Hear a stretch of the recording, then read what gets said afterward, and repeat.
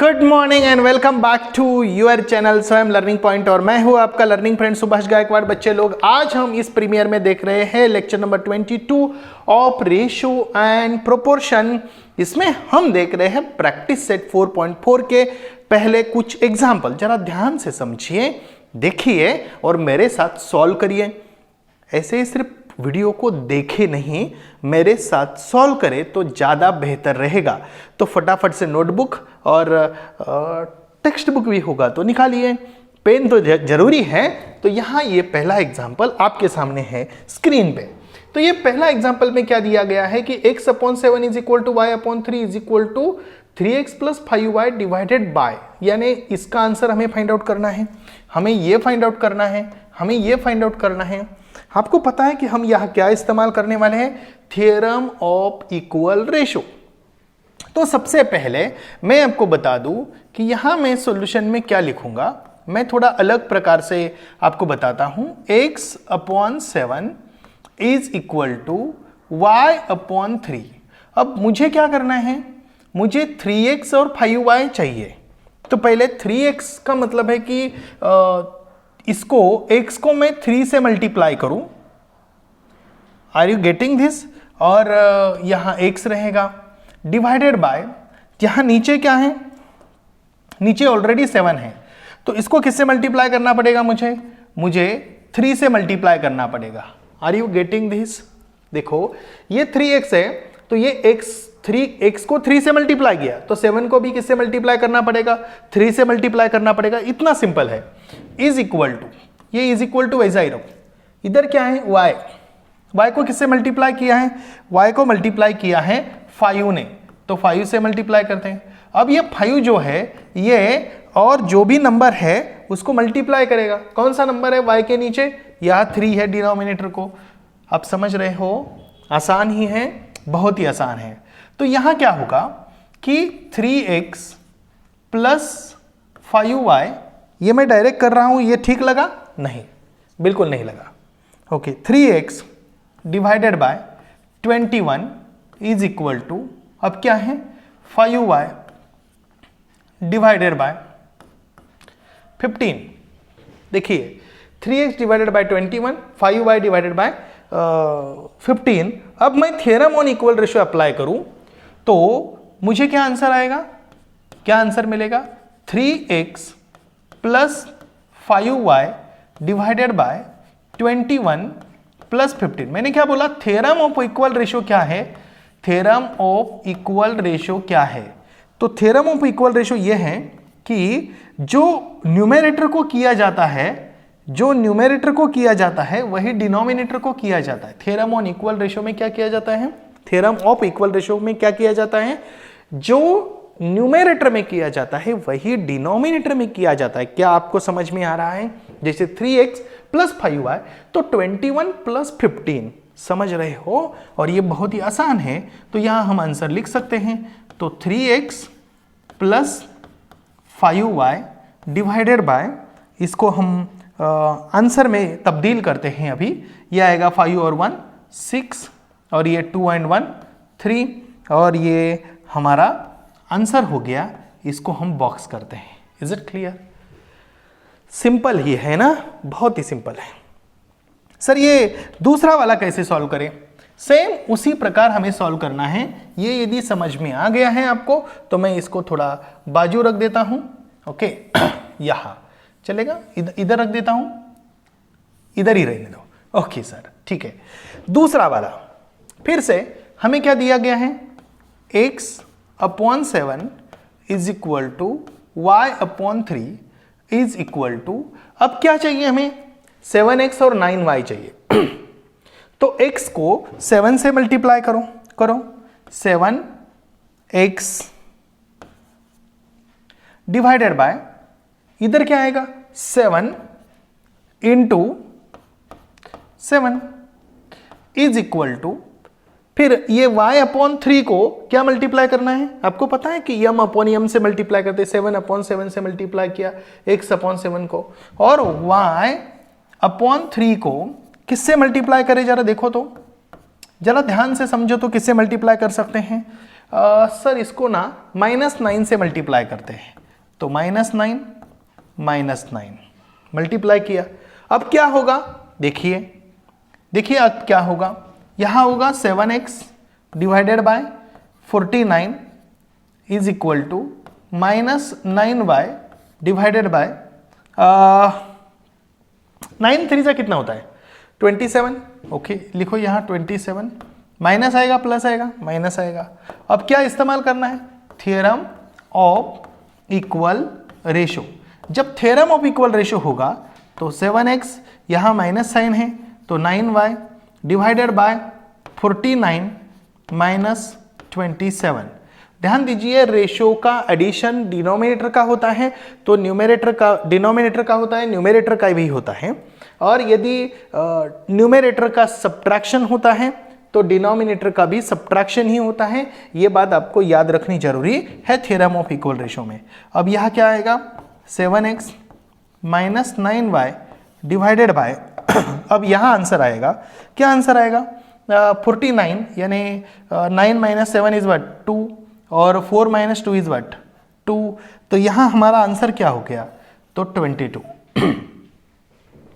ठीक है, तो ये बिल्कुल सिंपल है और मुझे उम्मीद है कि आपको ये 100% समझ में आ गया है। Are you getting this, understood? If yes, then say yes sir. Okay, and then go ahead. Yes बोलो तो भी चलेगा ना भाई। आगे चलते हैं। a/3 is equal to b/4 is equal to c/7।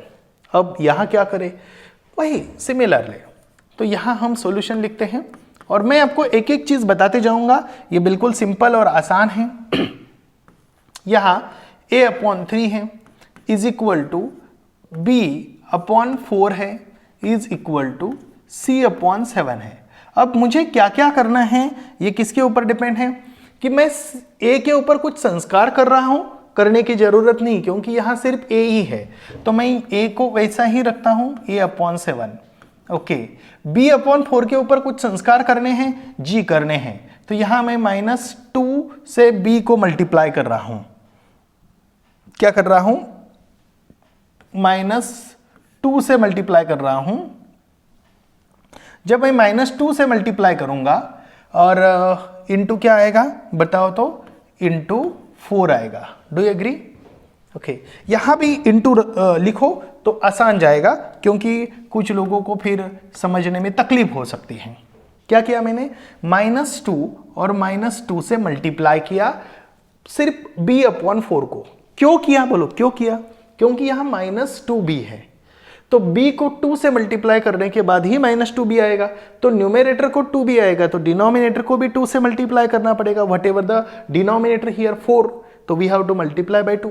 Same you can understand the c about the c। What to do, c/4 के लिए आप क्या करेंगे सर, इधर ना हम क्या करते हैं, ये जो c है यहाँ c लिखते हैं, यहाँ 7 लिखते हैं।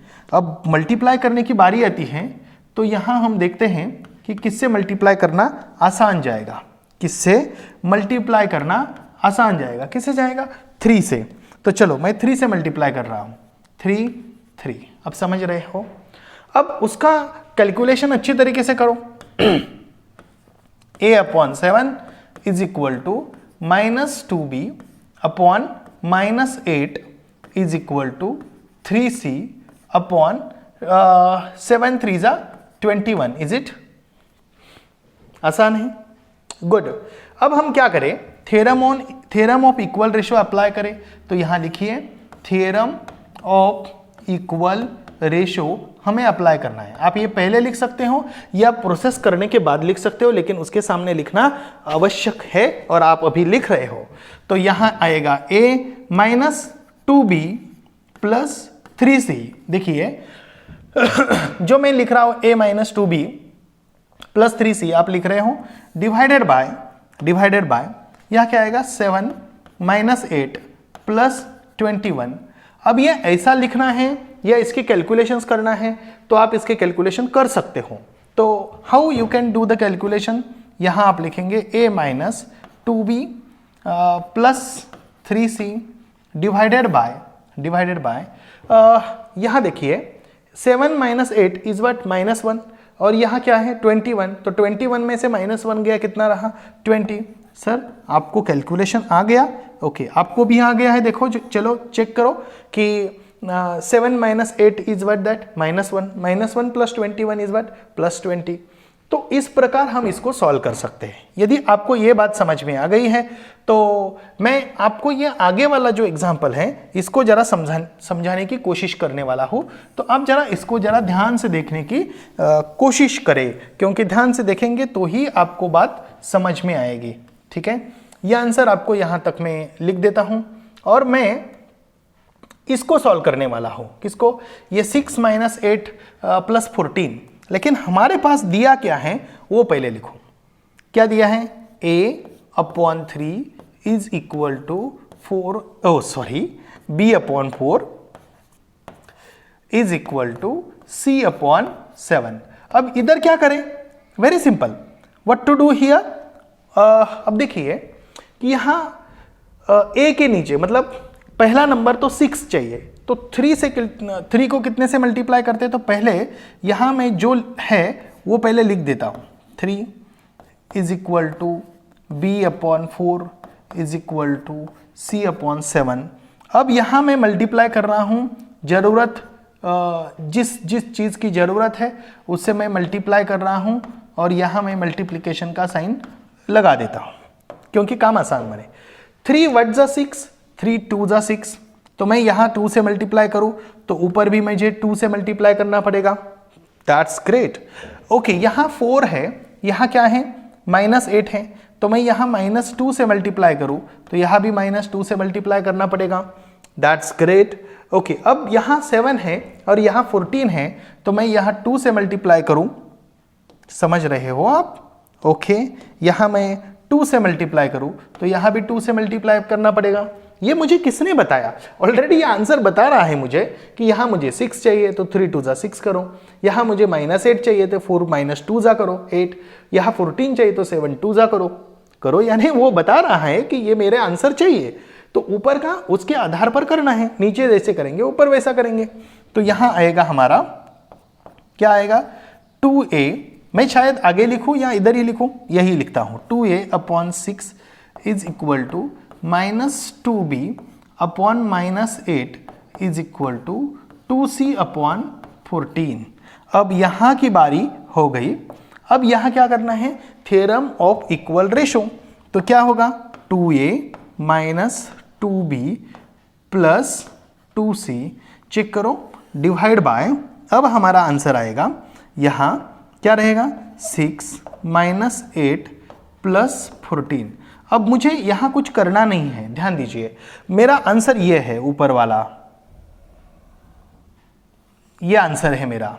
ठीक है, मुझे नीचे कुछ भी कैलकुलेशंस नहीं करना है क्योंकि उन्होंने कैलकुलेशन करके नहीं दिया है, तो सिर्फ मैं यहां इस्तेमाल करूंगा थ्योरम ऑफ इक्वल रेशो। तो आपको भी लिखना है थ्योरम ऑफ इक्वल रेशो। आपने लिखा होगा तो सही बात है, और ये पूरा एग्जाम्पल आपको यदि दिमाग में सेट हो गया है तो हम आगे चलने के लिए तैयार है। तो यहाँ हमारी नेक्स्ट एग्जाम्पल आता है, सेकंड एग्जाम्पल 5m - n। तो यहाँ मैं सॉल्यूशन लिख रहा हूँ और ध्यान दीजिए कि पहले मुझे क्या करना है ये पहले समझने के लिए तो एग्जाम्पल तो पहले लिखना जरूरी है। n is equal to 3m + 4n। बेटा देखिए 5m - n is equal to 3m + 4n हमारे पास है, तो हमें पहले m/n की वैल्यू तो निकालनी पड़ेगी। तो हम क्या करें, यहाँ 5m तो -3m इज इक्वल टू, हम क्या कर रहे हैं 4n + n कर रहे हैं। क्यों? ये 3m इधर था तो ये इधर गया माइनस हो गया, ये n माइनस है उधर गया प्लस हो गया। ऐसा करने की क्यों जरूरत पड़ी? What is the necessity to do this things? क्या जरूरत क्या पड़ी? जरूरत ये पड़ी कि ये हमें m/n की वैल्यू निकालनी है, तो इसके लिए ये जरूरत पड़ी। समझ रहे हो? ओके, तो यहाँ m/n की वैल्यू हो गई 5/2। अब हम इसको एक नंबर देके इसका इस्तेमाल करने वाले हैं, इसके ऊपर संस्कार करने वाले हैं as per the question. Question क्या है? m² + n² divided by m² - n²। तो इसके ऊपर संस्कार करके हम क्या करेंगे, हम क्या करेंगे, हम इसकी वैल्यू फाइंड आउट करेंगे। तो संस्कार कैसे करते हैं, तो एज पर टोल्ड संस्कार करते हैं। ओके, पहले तो ये लिखो भाई कि क्या क्या दिया है। Okay, M upon N is equal to 5/2। This is what, from 1, ये 1 से हमें मिला है। अब इसका क्या करें, स्क्वायर करें। चलो स्क्वायर करो, M square upon N square is equal to 5 का स्क्वायर करो, 2 का स्क्वायर करो, या लिखो स्क्वायरिंग बोथ साइड्स। एसबीएस का मतलब क्या है, स्क्वायरिंग बोथ साइड्स। तो यहां M square upon N square is equal to 25/4। अब हम यहां डायरेक्ट भी कर सकते हैं 25/4। अब इसका कॉम्पोनेंडो डिविडेंडो, ये किसने बताया आपको कॉम्पोनेंडो डिविडेंडो करना है, क्योंकि M square plus N square है। तो M square plus N square and M square minus N square is what, that componendo dividendo. So by doing this componendo dividendo, M square plus N square divided by M square minus N square, क्या बोला मैंने, M square minus N square is it, is equal to 25 plus 4 divided by 25 minus 4। अब answer तो आपके पास है 29 divided by 21। तो M square plus N square divided by M square minus N square. मुझे उम्मीद है कि आपको यह आंसर बिल्कुल समझ में आ गया होगा। यह हमारा आंसर है, हमारा यानी इस एग्जाम्पल का आंसर है by the way. Okay, M square plus N square divided by M square minus N square. आपको कॉन्सेप्ट अच्छे तरीके से समझ में आ रही होगी कि हमें जो दिया होता है इससे डरने का नहीं, सबसे पहले देखने का कि यहाँ क्या दिया हुआ है। तो इसका यम अपॉन एन फाइंड आउट करते हैं, हाँ ये ऐसा दिया है तो यम अपॉन एन फाइंड आउट करते हैं, फिर इसके ऊपर संस्कार करते हैं। संस्कार यानी the processes that is to be necessary to be done. Okay, तो यहाँ यम अपॉन एन जो फ्रॉम 1 से लिया है, फिर इसका स्क्वायर किया, फिर स्क्वायर करने के बाद यहाँ हमने कॉम्पोनेंडो डिविडेंडो किया। तो ये हमें लिखने की जरूरत है कि नहीं, है ना। तो यहाँ लिखो ना फिर कॉम्पोनेंडो डिविडेंडो। कॉम्पोनेंडो डिविडेंडो जब हम करेंगे तो हमारे पास क्या होगा, इस प्रकार होगा।